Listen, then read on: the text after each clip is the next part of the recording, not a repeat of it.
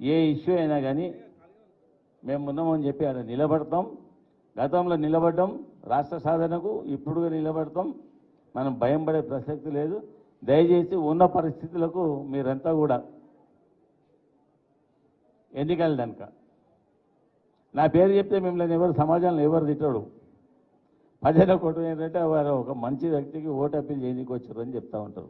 మహిళలకు ముఖ్యంగా మీకు కూడా చెప్తా ఉన్నా. పేరు చెప్పుర్రి, అధ్యక్షుని పేరు చెప్పుర్రి, మన పార్టీ పేరు చెప్పుర్రి, నా పేరు చెప్పుర్రి. గెలుస్తామనే ఒక ఆశ మాత్రం కనిపిస్తూ ఉంది. అట్లా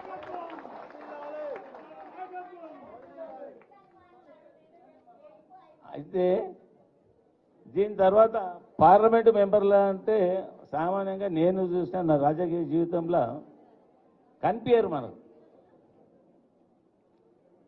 నన్ను మాత్రం అట్లా ఊహించగాను మీ ధమాకులు తినేస్తే 24 గంటలు మీ కళ్ళ కూడా కనిపిస్తుంటాయి సిటీ మొత్తంలో. నాకు అలవాటు తిరగడం. నేను ఆ స్థాయి నుంచి వచ్చిన నాయకుని ఇవాళ కార్పొరేటర్ స్థాయి నుంచి పార్లమెంట్ కనుక వస్తున్నాం, ఇప్పుడు గెలుస్తున్నాం. మా వాళ్ళని నా ఎంబడి ఉంటోళ్ళను ఇక్కడ ఉన్నారో లేదో ఈ మీటింగ్లో కానీ ఒక వారం నుంచి రోజు తిరుగుతున్నా నేను.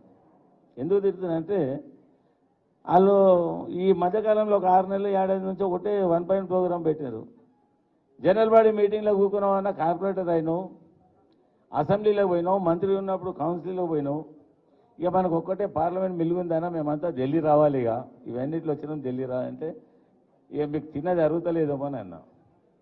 ఈ సన్యాసులు ఏమని అన్నారో ఏమో కానీ అక్షరాల 100% మళ్ళా సికింద్రాబాద్ పార్లమెంట్ క్యాండిడేట్ అయినా గెలుస్తున్నాం. మీరు అన్నట్టు అంత భయం పడేది కదా, గెలుస్తున్నాం, ఖచ్చితంగా గెలుస్తున్నాం. నాయకునికి గెలుస్తున్నామని ఆత్మవిశ్వాసం లేకుంటే మనం ఏం చేయగలుగుతాం? గ్యారంటీ గెలుస్తున్నాం. ఇప్పుడున్న క్యాండిడేట్లలో చాలామంది చెప్తా ఉన్నారు, అక్కడ ఇక్కడ వాట్సాప్లు పెడుతున్నారు, యూట్యూబ్లలో పెడుతూ ఉన్నారు. నాకు ఇవన్నీ చూడలేను కానీ నా ఎమ్మడి వాళ్ళంతా చూపిస్తా ఉన్నారు. బహుశా మా రామారావు గారికి కూడా యూట్యూబ్లలో గట్రా మెసేజ్ వస్తుండొచ్చు. అంటే సరైన అభ్యర్థిని ఛాయిస్ చేశారు మీరు పార్లమెంట్ మెంబర్ కొని వస్తున్నాయి అబ్బాయి.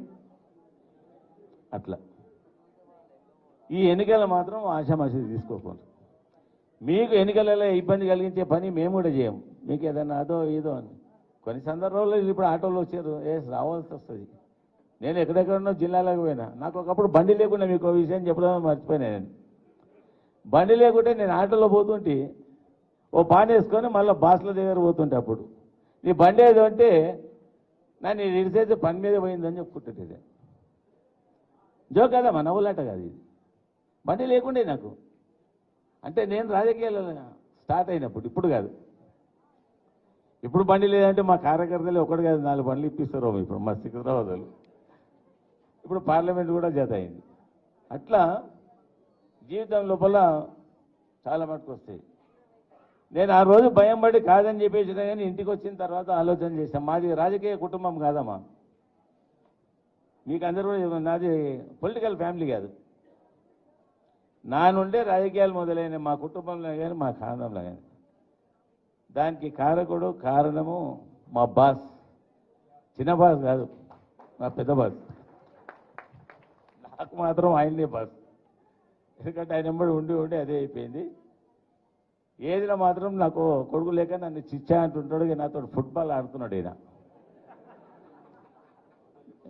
మీరంతనేమో గెలుస్తామో అది ఇది అని చేస్తే పక్క కూకొని నాకు సూదులు గుచ్చుతున్నాడు, నాతో కలిసి ఉండు, నేను నీ ఓటర్ను అంటున్నాడు. నిజంగా అన్నాడు ఇది.